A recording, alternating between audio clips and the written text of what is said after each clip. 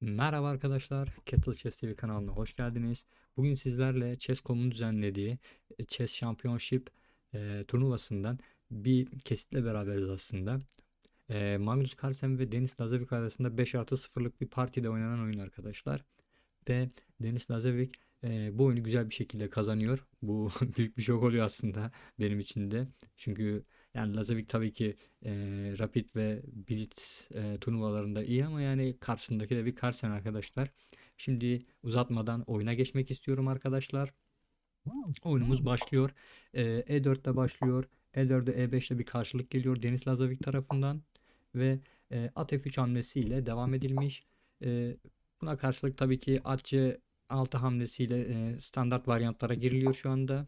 İtalyan açılışına dönüyor burada gördüğünüz üzere ve rok atıldıktan sonra arkadaşlar burada atla buradaki boş piyona aslında bir baskı var ama bu aslında bir tuzak. Bu tabii ki alınmıyor. Alınırsa sonuçta kaleyle direktmen buradaki hatta bir yüklenme olacak. Ondan sonra sıkıntılar başlayacak. O yüzden bu hamle aslında bu piyon şu anda alınamıyor. Öyle söyleyeyim. Ee, Bu hamleden sonra arkadaşlar D3 hamlesi geliyor. D3 hamlesiyle merkeze aslında bir destek sağladıktan sonra değişik varyantlara da gidilebilir arkadaşlar. Burada bu hamlemiz var. Ondan sonra direktmen değişik varyantlar şurada işte A3, B4 sürüşlerimiz var. Bu şekilde de devam edebilir. Oyunumuz şu şekilde ilerlemeye devam ediyor. Deniz Lazovic de bu oyuna karşılık burada D6 hamlesini yapıyor piyonla ve burada o da merkezini sağlamlaştırıyor ve sürüşleri engellemeye çalışıyor ve piyonunu tutuyor. Aynı şekilde ve burada Carlsen'den arkadaşlar beklenen hamle geliyor. C3 piyonunu sürerek aslında merkezde bir sürüş yapmak istediğini burada belirtiyor. Ve bu hamleye karşılık da burada e, Lazovic e, A6 hamlesini oynayarak burada A6 B5 sürüşlerini destekliyor. Yani fili rahatsız etmek isteyecek, tempoyla gelecek ve alan kazanmış olacak burada aslında. Bu pozisyonda Carlsen direktmen bu tempoyu yememek amaçlı direktmen filini geri çekiyor. Tabii ki bunlar genellikle teori arkadaşlar. Ve bundan sonra da e, Deniz Lazovic de aynı şekilde A7 hamlesiyle arkadaşlar burada da tabii ki bir tempo vardı. Gördüğünüz üzere bir sürüş var. Bu tempo ile geliyor. O yüzden e, Deniz Lazovic de aynı şekilde tempo yememek için direktmen filini geri çekerek burada oyuna devam etmiş. Tabii ki burada kaleye artık açık hatta gelmek istiyor Magnus Carlsen. Burada bir e, açık hat olasılığı var aslında. Açık hatta gelmek istiyor derken söylemek istediğim buydu. Ve bu hamleden sonra Lazavic'ten arkadaşlar sakin bir hamle geliyor. Burada H6 hamlesini yaparak aslında film buradaki gelişim karelerini kısıtlamaya çalışıyor. Yani açmaz riskinden kurtarıyor kendini. Bu hamleden sonra Carlsen standart arkadaşlar buradaki at manevrasını yapıyor. At D2, at F1 hamlesiyle atı buraya geldikten sonra şu iki kareden birisinden gelişmeye çalışacak. Ve bu hamleye karşılık artık Lazovic rokunu atarak arkadaşlar gelişimine devam ediyor. Carlsen burada direktmen peşin hamlesini oynuyor. O da aynı şekilde H3 hamlesiyle arkadaşlar buradaki filin gördüğünüz üzere çaprazını o da daraltıyor. Burada bu hamleyi uygun görüyor Carlsen'de. Bu pozisyonda tabii ki artık gelişimler arkadaşlar yapılmak zorunda ve kaleyi de aslında açılacak bir merkez hatta geliyor. Bu hatta şimdi neler olacak göreceğiz. Carlsen planlandığı üzere arkadaşlar Carlsen buradaki at hamlesini zaten şurada gördüğünüz gibi atını güzel adam edebilmek için aslında bu pozisyona kadar getirdi. Ve burada filleri değişmek istediğini söylüyor Lazovic arkadaşlar. Carlsen de değerli piyon filini aslında vermek istemiyor ve fili bu çaprazda tutmayı tercih ediyor. Daha sonrasında tabii ki sürüşler yine olabilir. Burada da bu sürüşün olmasından sonra burada aslında piyonu çift koruma olayı olacak arkadaşlar. Daha sonrasında artık Lazovic arkadaşlar merkeze artık geliyor. Çünkü yani beklerse zaten sürüşü Carlsen yapacaktı ve Lazovic bunu yaparak oyuna devam ediyor. Carlsen direktmen bu pozisyonda alışını yapıyor ve bu pozisyonda artık gördüğünüz üzere arkadaşlar atı F'den artık G karesine geldi ve burada güzel bir merkezli tutuyor. Gördüğünüz üzere arkadaşlar çift tutuyor. Buradaki kareler güvende. Atın buraya zıplaması engelleniyor. Zaten at buraya da zıplayamıyor. Yani burada güzel bir pozisyon var. Şimdi pozisyona artık devam ediyoruz burada. Lazavik arkadaşlar gördüğünüz üzere oyun artık oyun ortasındayız arkadaşlar. Artık gelişimin tamamlanması lazım. Kaleler artık şu anda birbirini görüyor bu vezir hamlesiyle. Ve bu hamleden sonra ise Carsen de E hattına gelerek arkadaşlar burada hak iddia ediyor aslında. Açılacak hatta hak iddia ediyor aslında. Öyle söyleyeyim size. Daha sonrasında gördüğünüz üzere artık yani nasıl söyleyeyim size, normal bir şekilde artık gelişimler tamamlandı. İşte siyahların aslında arkadaşlar herhangi bir sorunu yok. Sadece şöyle bir sıkıntı var. Yani bu pozisyon aslında eşit ama şöyle söyleyeyim, siyahlar bu kadar rahat nasıl söyleyeyim gelişmemesi lazımdı. Bilemiyorum. Şimdi pozisyona hemen devam edelim aynı şekilde. Arkadaşlar buradan Carlsen'den bir aslında hem alan kazanma hem de bir bekleme hamlesi gibi bir şey geliyor. Yani burada Lazovic sen ne yapacaksın kardeşim? Hadi oyuna bakalım. Onu bir göstermeye çalışıyor işte arkadaşlar. Lazovic de arkadaşlar sürüşü engellemek için direktmen, çünkü sonuçta yeniden piyon sürmek isteyecekti. Burada alan vermemek amacıyla bu da piyon sürüyor. Burada arkadaşlar artık fili gördüğünüz üzere arkadaşlar adam etmeye çalışıyor. Bakın arkadaşlar filin adam olması da zor. Gördüğünüz üzere buradaki kareler, ölü kareler. Fil bir şeye bakmıyor şu anda. Fili onun için adam etmeye çalışıyor. Ve burada da kale bağlantısını aslında sağlamış oldu. Bu hamleden sonra arkadaşlar filini geliyor. Lazovic buraya ve özür diliyorum. Burada Carlsen artık kale bağlantısını sağladıktan sonra kaleleri D ve E hattına geldi. Lazovic gibi aynı şekilde. Yani sonuçta arkadaşlar buradaki merkezdeki 4 kare çok önemli ve ayrıyeten bunların gerçekten savunulması ve tutulması lazım. Ve bu hatlar da çok önemli arkadaşlar ve bu hatlar da açık olacağı için oyuncular buraya yatırım yapıyor, kaleleriyle, vezirleriyle yatırımlarını yapıyor aslında. Bu hamleden sonra Lazovic arkadaşlar filini şah kanadında tutarak aslında bir şah güvenliği sağlıyor. Öyle söyleyeyim size. Burada yani şah güvenliği sağlıyor. Belki ilerideki sürüşlerde belki şöyle sürüşler olup ondan sonra fili G karesinden de geliştirme olabilir. Bu hamleden sonra Carlsen artık merkeze atını geliyor arkadaşlar. Ve buradaki direktmen filleri tabi değişmek aslında biraz mantıklı değil arkadaşlar. O yüzden nasıl söyleyeyim, Lazavik de değişmiyor arkadaşlar. Şimdi Carlsen'den arkadaşlar buradaki bir at hamlesi geliyor. Atı buradan gelişme ve veziri buraya atma gibi fikirler olabilir arkadaşlar. O yüzden atını H2 karesine geliyor. Ve şu anda atlar değişildi artık. Atlar değişildikten sonra şu fil gördüğünüz üzere arkadaşlar iş yapmaya başladı yavaştan. Carlsen'in ama beyaz fili gördüğünüz üzere arkadaşlar kapalı ve herhangi bir iş yapmıyor. O yüzden Lazavic'in pozisyonu aslında biraz daha bir çıtır daha iyi diyebiliriz, öyle söyleyeyim size arkadaşlar.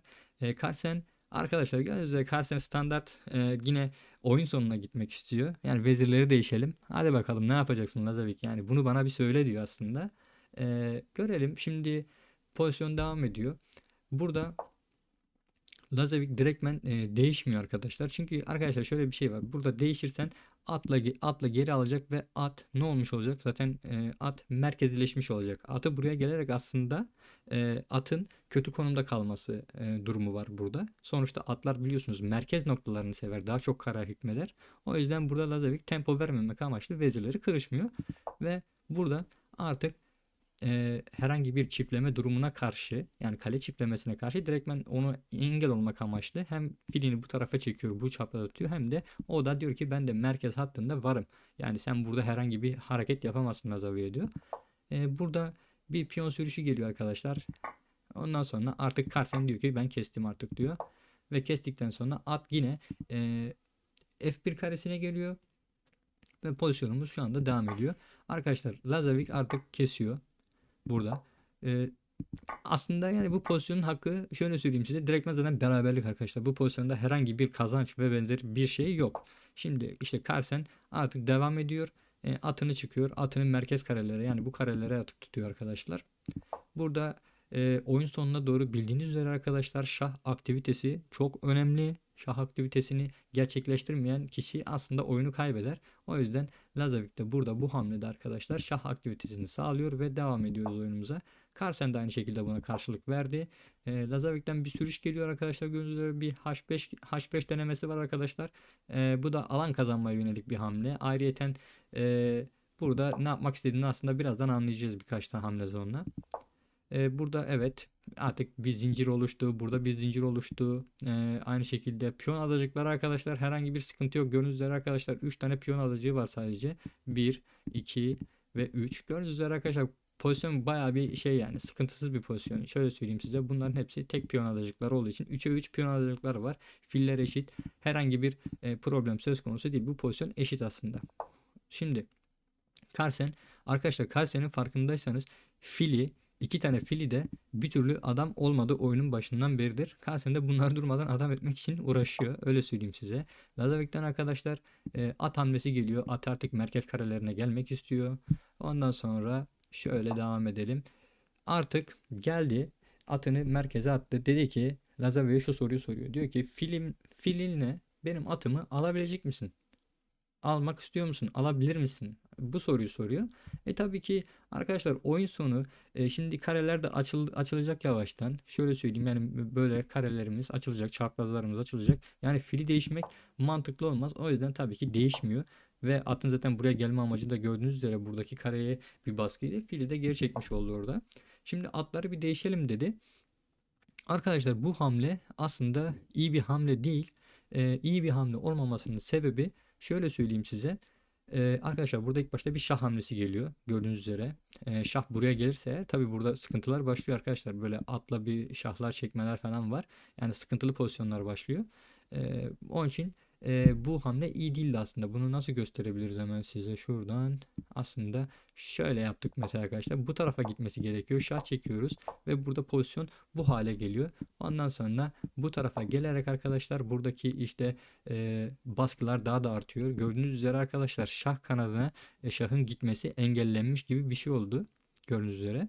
Yani burada mesela işte fil buradan kaybolmuş olsaydı öyle şöyle düşünebiliriz. Mesela atı işte bu şekilde buraya atıp ondan sonra aşmazdan alma durumları söz konusu olabilir. Tabii ki bunlar değerlendirmeler arkadaşlar.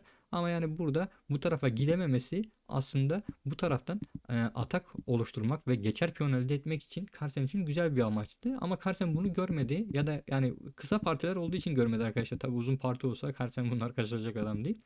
E, evet şimdi pozisyonumuza döndük. Burada bu şekilde bu hamle atını yine geri çekerek karşılık veriyor. Yani şüpheli hamleler arkadaşlar kötü değil. Ha, evet şimdi burada oyunun koptuğu yere geliyoruz aslında.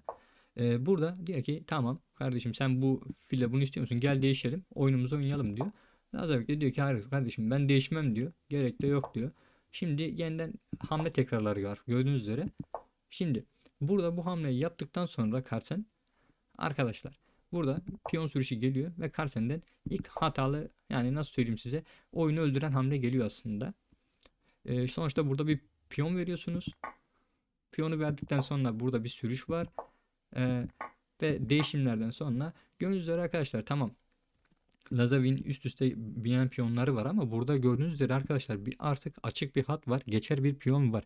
Carlsen'in ama geçer bir piyonu olmadığından dolayı pozisyon aslında Lazavi'ye kazanç durumda şu anda. Yani Carlsen neden böyle bir şey tercih etti ya da ne bileyim görmedi mi başka bir şey mi oldu? Yani süreler de aslında yeterliydi. Birisinin 0.054 birisinin 0.043 saniyesi var. Ee, bilemiyorum. Burada işte Carlsen'in hatası geliyor aslında. Ve Carlsen artık şahını birazdan merkezleşmeye çalışıyor. Lazovic de aynı şekilde şahının merkezi karelerine geliyor. Burada Carlsen işte buradaki piyon buraya bir barikat aslında yaptı. Öyle söyleyeyim size aynı şekilde. Bekliyor. E, şimdi Lazovic yine daha merkeze gelmeye çalışıyor. Evet burada artık piyonu sürdü. E, değişimler olacak. Burada artık aldıktan sonra arkadaşlar gördüğünüz üzere pozisyon baya kötü durumda kaldı. Yani Carlsen'in geçeri yok. Herhangi bir sürüş imkanı yok. Burada işte buradan bir sürüş var. Burada bir tehdit var ama Carlsen'in herhangi bir karşıt oyun planı yok arkadaşlar. Yani bu karşıt oyun planının olmaması aslında oyunu bitiren hamlelerden birisi oldu. Öyle söyleyeyim size. Burada atını geri dönüyor. İşte bu taraflara belki basıp işte bu piyonu bir rahatsız etme olayları olabilir tarzında. Ama yani tabii ki işlemiyor. Bu hamleler işlemiyor. Çünkü buraya gitse direkt ben at değişimlerinden sonra arkadaşlar herhangi bir sıkıntı yok. Piyonu sürüyor. Piyonu buraya bu şekilde sürdükten sonra tutuyor zaten pozisyonu. E, işte burada Lazavik'ten bir hata geliyor yine aynı şekilde. Ama Carlsen de aynı hatayı yapıyor arkadaşlar. Zaten burada nasıl söyleyeyim size? Zaten bir nasıl söyleyeyim? Sürüş yapmak istiyor zaten Carlsen. Lazavik, özür diliyorum. Burada yani burada bu şekilde almayacak garanti arkadaşlar. Yani şu şekilde almayacak garanti. Ondan sonra burada Lazavik'in hamlesi zaten fili çekip arkadaşlar buraya buradaki bir sınırlandırma yapıyor aslında. Yani şah rahat hareket edemiyor zaten herhangi bir sıkıntı olmasın diye. Şimdi burada yine işte gelip bindikten sonra gördüğünüz üzere bu hamleyi yapıyor. Şah bu taraflara girişi yok. Herhangi bir şekilde burada duruyor ve geri dönüyor karşısına arkadaşlar. Çünkü burada artık bir geçer bir muhabbet oldu. Bu muhabbetten dolayı sıkıntılar başlıyor. Evet, Lazavik sürdü arkadaşlar. Doğru hamle yaptı.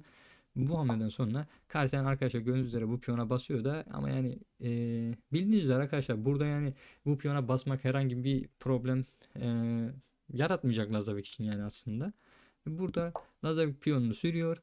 Ata bastıktan sonra evet gelip filini buraya bırakıyor. Burada sağlam, tertemiz, güzel bir pozisyon oluştu arkadaşlar. Buradan sürüş imkanları söz konusu bile değil. Sürüş imkanları yapılsa da yani sürüşte yapılsa aslında burada bunun önünü açarak arkadaşlar buradaki piyona da baskı olacak aynı şekilde. Şimdi burada sürüşünü yapıyor. Evet, değişimler geliyor. Ata geldi arkadaşlar böyle. Şimdi burada bu hatalı hamle geliyor. Diyor ki tamam bunu almak istiyorum diyor. Bu da bu piyonu alabilirsin muhabbetlerine giriyor ama yani nasıl söyleyeyim size, e, gelip hemen direktmen file basıyor. Zaten arkadaşlar değişim oyun sonunda üstünseniz arkadaşlar taşlarınızı değişmeniz gerekiyor ve bu değişimlerin hepsi size yarayacak. Ve o yüzden Lazavik de temel prensibi uyguluyor arkadaşlar. Kazanç pozisyondayım diyor. Benim geçerim var. Senin hiçbir şekilde geçerin yok. Herhangi bir tehdit, oyun planın yok bana karşı diyor. Ve bu şekilde devam ediyor oyun. Carlsen gelip atını tutmaya çalışıyor arkadaşlar. Değişimler yapıldıktan sonra Lazavik arkadaşlar geri çıktı. Şimdi burada arkadaşlar şu hamleyi yaparak aslında diyor ki bu piyonu süremezsin diyor. Ama Lazavik'ten güzel hamleler gelmeye devam ediyor arkadaşlar. At bu şekilde valla uça uça gelecek o tarafa, artık o piyon geçer olacak yani arkadaşlar. İşte Lazavik'te Magnus Carlsen de aynı şekilde işte şahı yaklaşarak buraya aslında bu piyonu tutmaya çalışacak. Lazavik hamlesini yapıyor. Carlsen buraya oynadı aynı şekilde. Burada artık arkadaşlar oyun zaten terk oldu. Sadece anlatıyorum. Şimdi burada arkadaşlar bu sürüşü yaptıktan sonra şöyle söyleyeyim. Buraya bile gelsen yani şu sürüşü bile yapsan arkadaşlar, şu sürüşü yaptıktan sonra herhangi bir sıkıntı yok. Yani şu sürüşü yaptıktan sonra buraya bıraktıktan sonra arkadaşlar mesela filinizi bu şekilde bıraktıktan sonra artık pozisyon arkadaşlar nasıl söyleyeyim size, kilitlenmiş bir durumda. Artık yani buradaki şah rahat rahat hareket edebilirken Magnus Carlsen'in kesinlikle şahı hareket edemiyor. Yani burada problem bu şekilde devam ediyor. Şimdi yani oyunu sadece tematik olarak gösteriyorum. Zaten oyun burada bitti. Yani burada gelip almaya çalışsa bile bakın arkadaşlar burada alıyorsunuz. Rahat rahat piyonlar değişiliyor. Geliyor bu şekilde. Piyonunu sürüyor arkadaşlar. Böyle yani bekleme hamleleriyle piyon sürecek sadece. Piyon sürdükten sonra yani bu pozisyon kazanç arkadaşlar. Burada yani bu tarafa çektikten sonra yani burada bir hamle sonra sürüş var ve vezir çıkıyor yani günün sonunda.